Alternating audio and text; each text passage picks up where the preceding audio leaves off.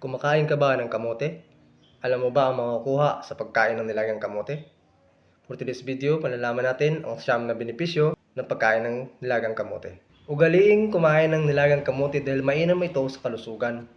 Ito ay may beta-carotene at pro-vitamin A na nakakabuti sa puso, mata at immunity at epektibo na rin pangtanggal ng mga bara sa ugat para iwas heart attack at stroke.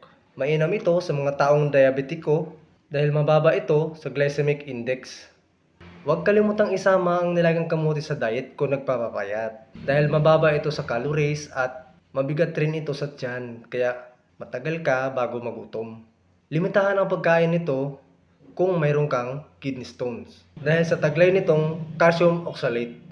Narito ang siyam na benepisyo sa pagkain ng nilagang kamote. Unang-una, pampalinaw ng mata. Pangalawa, pampatalas ng memorya. Pangatlo, pampabawa ng tsansa na magkaroon ng kanser. Pangapat, pampatibay ng buto at ngipin. Panglima, pampalakas ng immune system. Pang-anim, makakatulong makaiwas sa sakit sa puso. Pangpito, makakatulong sa pagkontrol sa blood pressure. Pangwalo, makakatulong sa pagbawas ng timbang. Pangsyam, makakatulong sa maayos na pagdumi. So yan po, sana natutunan kayo sa video to. Pakishare na rin para malaman ng iba. Thank you for watching.